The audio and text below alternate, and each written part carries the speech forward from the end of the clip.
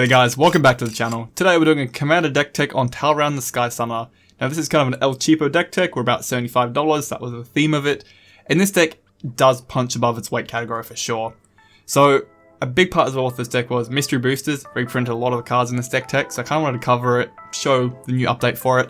So Talrand is a 4-mana 2/2 Merfolk Wizard, which is a relevant type for a lot of things in this deck.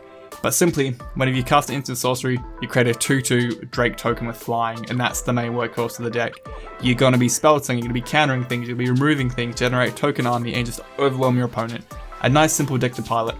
So some big things which are part of the deck that support the token theme: Remembering Mystic, exactly same as your Commander, except you're creating 1/1 blue tokens whenever you do something. Metallurgic summonings, you create tokens based on the CMC of the spell you've just cast, which again instant sorceries. And you can return all your instant sorceries from your graveyard back to your hand, though you need a ton of tokens out to do that one, which is probably not going to happen. Rise from the Tides, simply create a zombie army based on the number of instant sorceries in your graveyard. And we've also got the Dose of Perfection, which flips over to the final iteration, which buffs all wizards 2/1 and gives them flying, and it creates wizards itself. A great token generator right there. We've also got an alt win here. You got Jace and Lab Maniac. Both of these let you have a free win if you deck yourself. But just Jace on his own, bit of draw, or big bit of draw if you need it. Just overall good things to have. You could run the new Thassa's Oracle in this deck, but she's about $6-7. That's not budget for this build. And she cares about devotion. This deck doesn't have a high devotion because a lot of your things are instant sorcery. But the main workhorse of many Talrand decks are cantrips. You be tripping, bro. You just have as many as you can cram in the deck. We've got all the big boys here. We've got Brainstorm, Opt, Ponder, Thought Scour, Preordain, and Sleight of Hand. Just cram them in, get them in there. In addition, we run the Probe, we run Peek, and Clairvoyance. It's still cantrips, but they also let us look at our opponent's hand and get some information. Now onto the bigger draw spells. Think Twice and Deep Analysis. Let you have 2 iterations of each spell, more draw, across the length of the game, gonna take it. Treasure Cruise, oh, what a card it was back in Standard, so busted for a common. Great in this deck, because you fill up your graveyard pretty quick, so the delve cost is a thing. Winged Words. If you have a flying creature, cost 1 less, 2 mana draw 2 cards, I'm about it. Fact or Fiction, pretty much.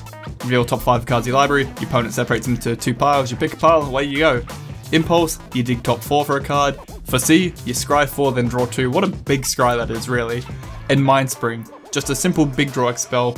If you want to up a few dollars, you could put Blue Sun in here. But for what this deck wants to do, we're trying to deck ourselves or get as many resources into our hand. 20-cent rare just to draw X cards, we're all about it. The Magic Mirror is a great card in this deck, it does a lot of things for us. It has a reduction built in, based on number of instant sorceries in our graveyard, which will be a lot. It removes our hand size, which is pretty handy. Ha! Pun! At the beginning of your upkeep, you put a knowledge counter on it, then you draw a card for each knowledge counter on it, so it keeps ramping up its draw too. This can help you deck yourself if you want to really get through your library. The brand new Wave Break Hippo, just you draw a card if you cast something your opponent's turn for the first time. Love it. Cantrips, counterspells, things like that. And Wind Reader Sphinx, whenever a creature flying attacks, you may draw a card. Interesting thing, it doesn't care who creature is attacking that has flying, doesn't specify the owner, but you draw the card. And all those Drake tokens you're producing through your Commander, they've all got flying. Now a bit of combat support, Gravitational Shift, creature with flying get +2/+0, creatures without get -2, -0. No brainer in this deck. Same concept with favorable wins, your flying creatures get 1/1. Runechanter's Pike, a staple in a lot of Talrand decks. It's just a big buff a piece of equipment on the board. Equipped creature gets X0 where X is number of instant sorceries in your graveyard. Slap it onto Drake and see how he does. Send him over the line. I love Kefnet in this deck, revealing your first draw each turn, and you can copy it if you want to if it's instant sorcery, with a reduction built in, is really good. If it's just cantrips, big draw spells, counter spells, you can do a lot with it. If your opponent does something, you can try and respond, try and cantrip, and try and see if you can get a counter spell off it. It's pretty fun. Scourge of the Fleet is a big old bounce spell, you start disrupting your opponent's game plans. And Stormtide here, he locks down all non-flyers or non-island walkers, which again, our deck main workhorse are all the flying drakes, so they're not affected. Right, removal, blue doesn't do it too well, so Curse of the Swine, exiling creatures, we're going to take that, even if they get 2/2 green tokens, we're fine. Similar with Reality Shift, they just get to manifest something. Rapid Hybridization, just turn something into a frog. Again, it's better than having a frog than having something you can't deal with. I love the simplicity of Void Snare and Unsummon. Watch your opponent and tap out all this mana to do one big spell and you're like, hold on a sec, 1 blue mana, sorry, love them. Washout is kind of our board wipe, really good against other monocolored decks. Kinda sucks if you're versing another blue deck though. But of course, counter spells, the bread and butter. Now remember, all of these will still be producing tokens for you. and I've just tried to keep it budget but simple with him. Essence Scatter, Negate, Spell Pierce, Disdainful Stroke, Mana Leak, and Counterspell. You're pretty much going to hit everything.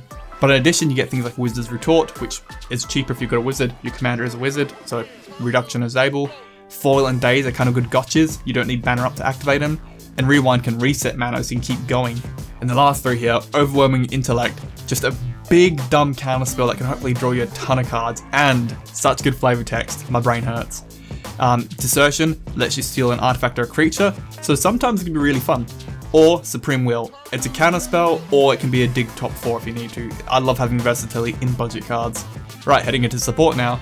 Brawl is again a bit of a more expensive card, about $5 here, but it gives our entire deck basically reduction for instant sorceries, and if we counter something, we get to draw a card and discard a card. That's pretty good.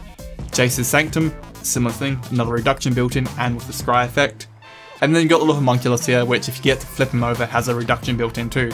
Just makes our deck a little bit easier and quicker to pilot. We do run High Tide, because you kind of just cast it on its own. Don't try and pull a combo off, just double up your mana and have a really good turn.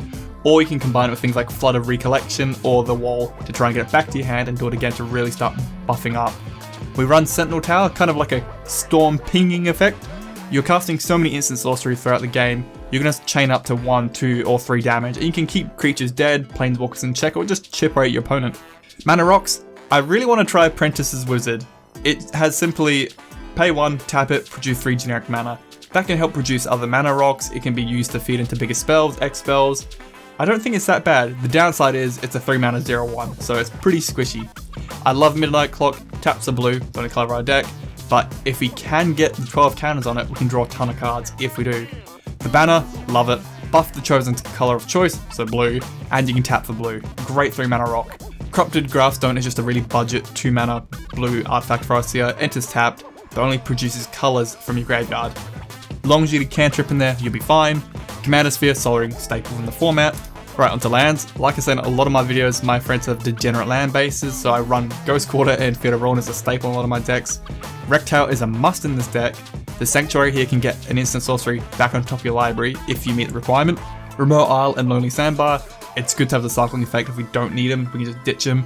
And Terrain Generator can be a really good ramp spell in this deck, or land I should say. Needs a reprint. I keep saying it, it's not expensive, a couple bucks, but it's just really awkward to find. Would love a reprint of it. And to round up, we've got 27 islands, and I totally forgot to put Swift Boots in here. A little bit of protection for your commander. So what do you think about Talrand? I've done it a little bit differently, more on the cautious side of other Talrand decks. A lot of variants commander just cram as many cantrips as you can get in. Just try and rate your opponent with tokens and see if you can get across the line and win. I've put a lot of counter spells in here and a bit of removal, a bit more than other decks, because you can still produce the tokens with the counter spells and the removal. So by protecting your commander and your board state, you still steadily build it up. That was kind of the angle I'm working with here.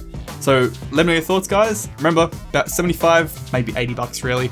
The mystery booster reprintings helped a lot. So if you see the little icon on the bottom left of each card, hence reprint. So yeah, let me know your thoughts, guys, and have a good one. Goodbye.